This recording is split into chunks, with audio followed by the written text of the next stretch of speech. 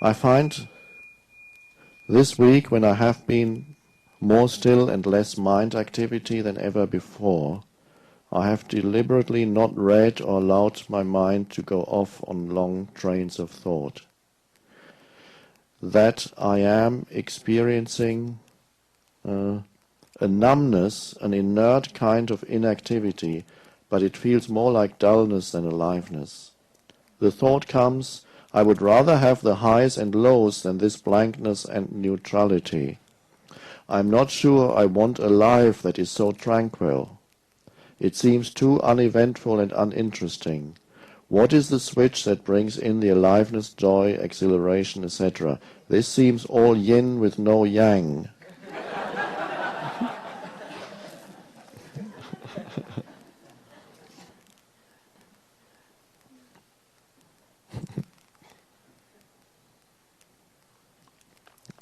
Now, of course,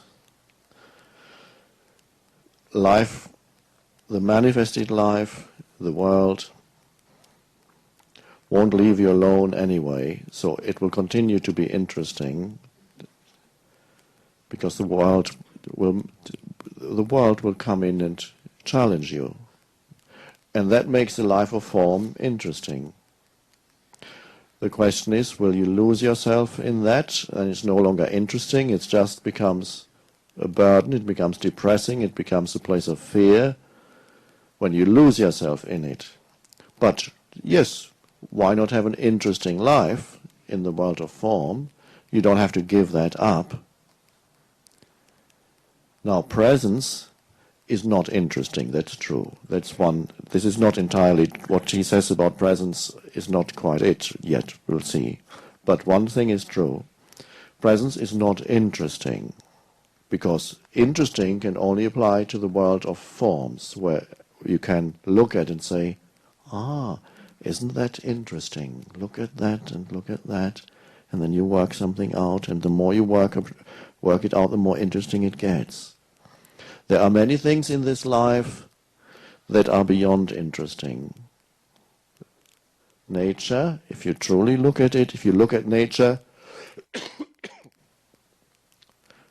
from the point of view of mind only, it's interesting, because then you analyze the different species of birds and how they behave, and you start writing things down and look it up in books and see how the trees work and what kind of leaves, and compare the leaves to other leaves, what families they belong to. That's all interesting.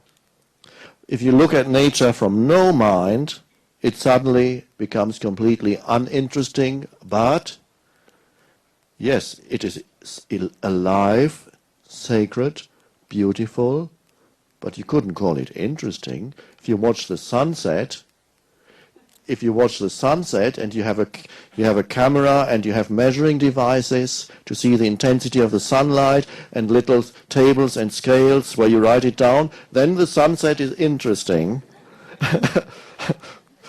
And then you can watch the sunset and just allow it to be. See the majesty, the beauty and the mystery of it. You can no longer call it interesting. It's of incredible beauty and vastness. But it's not interesting, because interesting means little bits and pieces. Interesting means it means forms, different forms in different pieces.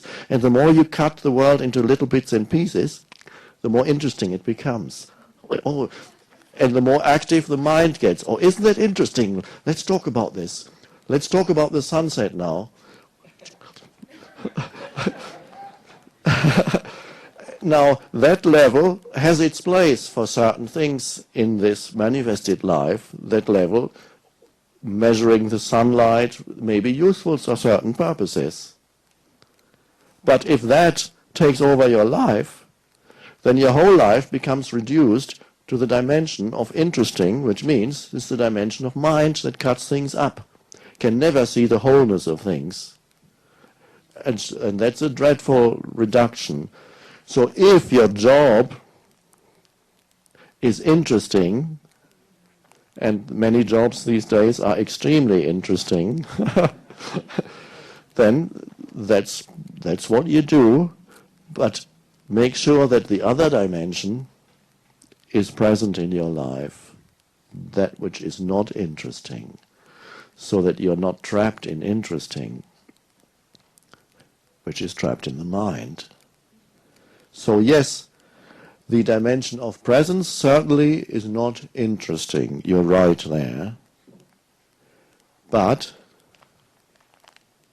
it's alive. I recommend to the questioner, particularly, to associate the state of presence more with being in the body, and to sense the aliveness that you are as a body, in the body, the unseen aliveness that dwells in every cell of the body. Certainly it's not interesting, but certainly it's alive. It's full of life. And so presence can deepen. Presence is not a head phenomenon. It includes the head, of course, but presence is not generated by the head. The entire body and every cell in the body, when you're present, is alive. It's alive with presence, aliveness. So it's a whole body phenomenon, presence. And then you will no longer feel that it is just a kind of lifelessness. Uneventful and uninteresting, yes, that's true.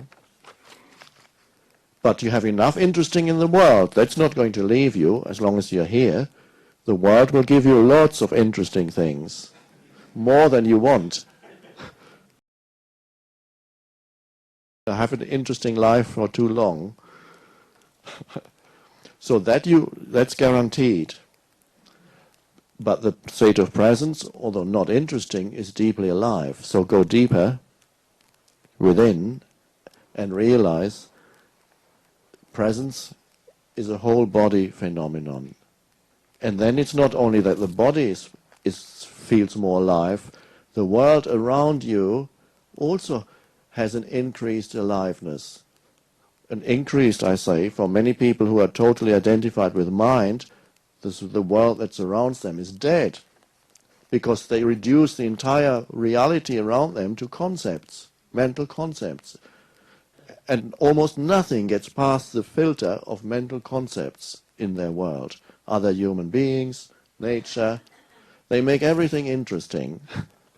Other human beings, they talk about them, it's all in terms of concepts. They make themselves into concepts. They inhabit a conceptual reality and they call it, that's me. They have concepts about who they are. And that really means dead. The whole world becomes dead to you. It may still be interesting on its own level, but it lacks the vital aliveness. So you inhabit a deadened reality, and so they walk through nature, and all they see is concepts.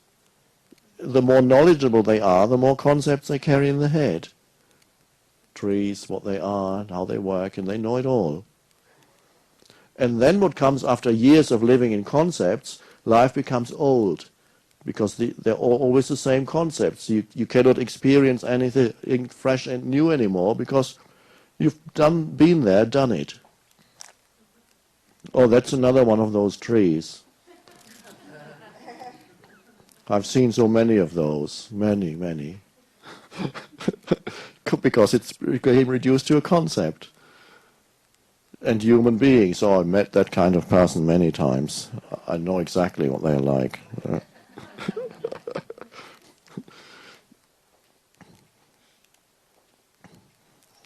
Somebody made me a compliment once, a woman with an enormous ego, although occasionally she had glimpses. She said, I know, whenever I meet anybody, I immediately know almost everything about them. I know what they're like, and she said, I know what they're like in bed, I know everything,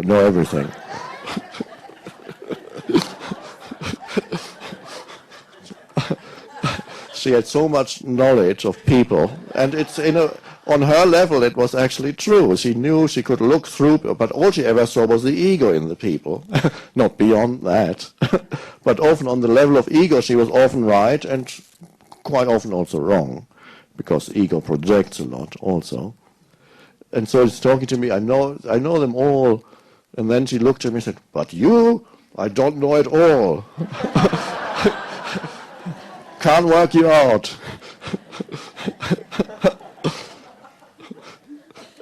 That's because I was not interesting to the just present.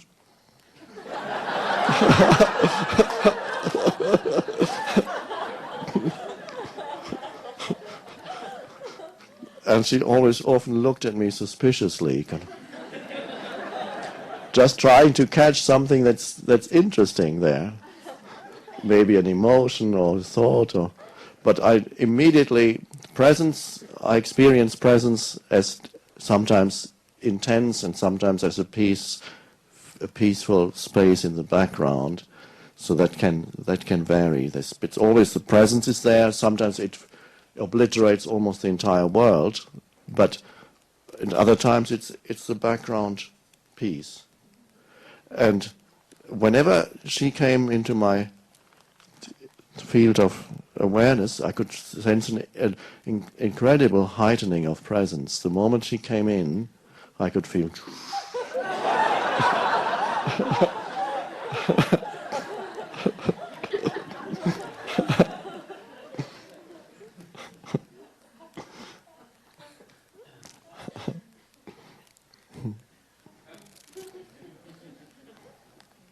So this was the question about interesting and so on.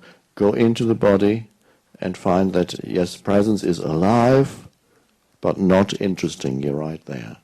But you have the whole world there for interesting. And your mind, that's still there.